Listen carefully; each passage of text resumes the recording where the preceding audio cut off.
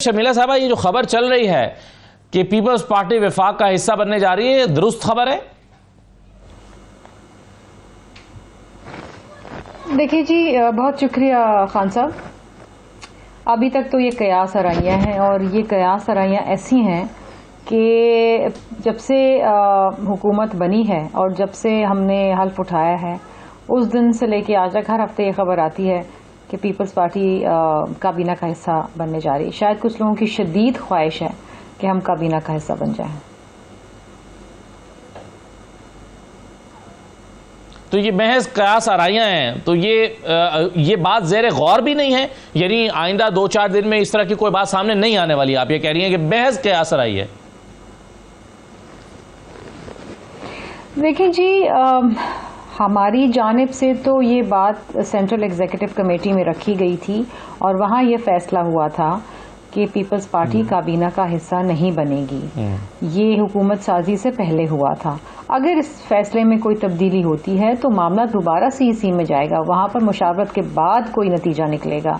इस तरह नहीं होगा कि जी बैठे बैठे ख्याल आया और एक दिन उठ के काबीना का हिस्सा बन गए। पीपल्स पार्टी में एक बड़ा एक स्ट्रक्चर्ड डिसिप्लिन है और सबसे मशावरत होती है और उसके बाद फैसले किए जाते हैं। कुछ कहना चाहेंगे आप इस पे? मैं फिर आगे बढ़ूं अजहर सिद्दीकी साहब के पास, क्योंकि वो कह रहे हैं कि भले ही आपको एतमाद में अभी तक नहीं लिया गया होगा सीईसी को, बाकी पार्टी के लोगों को, लेकिन वो तो 1 घंटे की बात है, इजलास बुलाया जाएगा, बताया जाएगा कि हम तो काबीना में जा रहे हैं, मामला तय पा गए हैं, वो कह रहे हैं।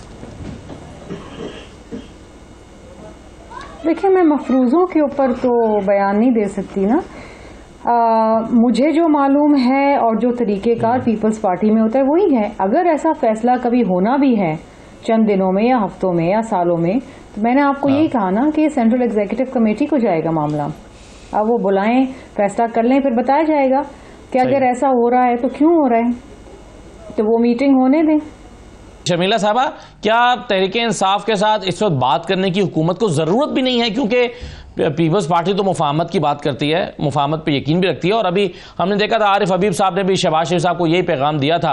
उन्होंने कहा था कि जी अडयाला के बासियों से हाथ मिलाएं, ये इस वक्त मुल्क की ज़रूरत है, कारोबार करने के लिए इस्तेहकाम ज़रूरी है। तो आपके ख्याल में भी राजा रियाज साहब जिस तरह से कह रहे हैं, ज़रूरत ही नहीं है या ज़रूरत है? देखिए जी, मैं पीपल्स पार्टी की बिहाफ पे बात कर सकती हूँ और पीपल्स पार्टी ने कभी भी बातचीत का, डायलॉग का दरवाज़ा किसी भी जमहूरी जमात के लिए बंद नहीं किया। हमने तो इलेक्शन के फ़ौरन बाद एक कमेटी बना दी थी और हमने कहा था कि हम सबसे बात करने को तैयार हैं और जो भी आए वो बिस्मिल्लाह। पीटीआई जो है वो किसी से बात करने को तैयार नहीं, माँ सिवाय एस्टैब्लिशमेंट के। अच्छा, वो कहते हैं हम जो मामला हल करेंगे वो एस्टैब्लिशमेंट के साथ करेंगे। आइन में कहीं नहीं लिखा कि एक सियासी जमात इलेक्शन के मामलात फौज के साथ तय करे, कहीं नहीं लिखा।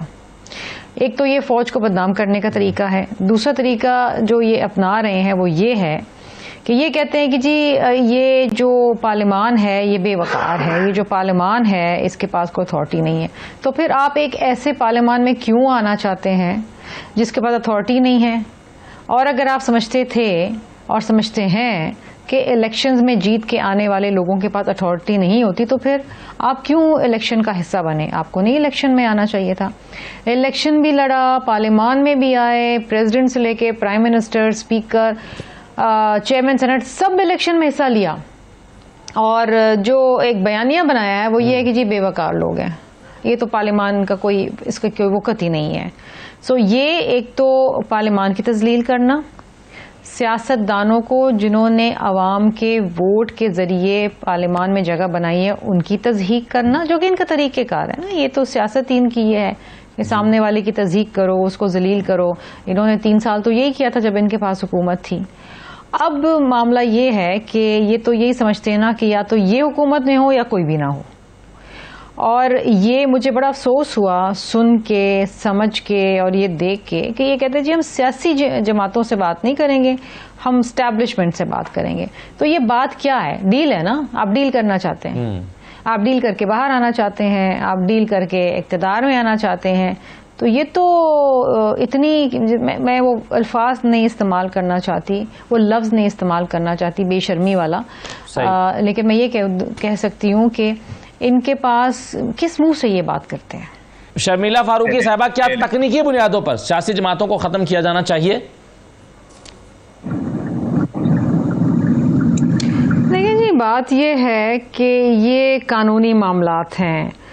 अगर इनका इंटर पार्टी इलेक्शन प्रोसेस सही नहीं है और ये अपने ही आइन की खिलाफ वर्जी कर रहे हैं, तो इसमें फिर किसी बाहर वाले का कसूर नहीं है, इनका अपना कसूर है। और ये पहली बार नहीं हुआ है। 2013 में शायद हुआ था इनका एक और इलेक्शंस हुआ था इंटर पार्टी, उसके ऊपर बड़ी शदीद तहफ़्फ़ुज़ात थे। फिर इमरान खान ने उसके ऊपर एक तहकीकाती कमेटी बनाई थी, जस्टिस वजी उसके सरबराह थे। उसकी भी ये फाइंडिंग्स थी कि जी ये जो इलेक्शंस हैं ये फ्लॉड हैं। उसका नतीजा क्या हुआ? जस्टिस वजीउद्दीन फारिग हो गए। तो ये इनके मामलात आज के नहीं हैं, ये बार बार यही करते हैं। और बात ये, अगर आप अपना किबला दुरुस्त कर दें ना, अपने इंटरनल मामलात सही कर लें, तो फिर आपको किसी चीज़ का, किसी का खौफ डर नहीं होना चाहिए। लेकिन अगर आप घड़ी चोरी करेंगे, उसको बेचेंगे, तो फिर केस तो बनेगा ना, क्योंकि you are a public representative. और एक पब्लिक रिप्रेजेंटेटिव को हर चीज़ बड़े नाप तोल के करनी पड़ती है। और ये दुनिया भर में होता है, पाकिस्तान में नहीं है, दुनिया भर के अंदर है। तो आप अगर ऐसा कोई काम कर रहे थे जिसमें आपने मामलात छुपाए, हालात छुपाए, तो फिर अगर वो, और ये केस निकला कैसे? तोशा खाना वाला केस कैसे निकला? राइट टू इन्फॉर्मेशन एक्ट के तहत एक जर्नलिस्ट ने मांगी कि जी ये बताएं ये कितनी चीजें खरीदी हैं, क्या? वहां से निकलते निकलते निकलते ये निकल आया। ना पीपल्स पार्टी ने केस बनाया, ना PMLN ने बनाया। तो ये तो आपका अपनी करतूतें थी ना, तो इसमें किसी और को क्यों आप कसूरवार ठहरा रहे हैं?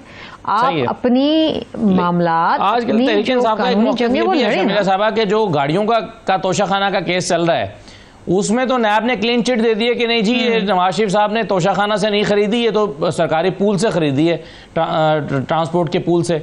और जरदारी साहब ने इस्तिस्ना ले लिया, सदारती इस्तिस्ना। तो ये दोहरा मयार नहीं है कि आप एक तरफ तो घड़ी का बिल्कुल होना चाहिए अगर किसी ने कानून की पासदारी नहीं की, इसमें गाड़ियों का मामला भी तो है, उस पर कानून, इसमें कहीं भी कानून की खिलाफ वर्जी नहीं है। अगर सदर साहब इस्तिस्ना ले रहे हैं तो ये उनका राइट है, ये आइन के अंदर है, वो आइन की खिलाफ वर्जी तो नहीं कर रहे। अगर मियाँ साहब ने पूल से लिए तो लिए, वो सच बात कह रहे होंगे।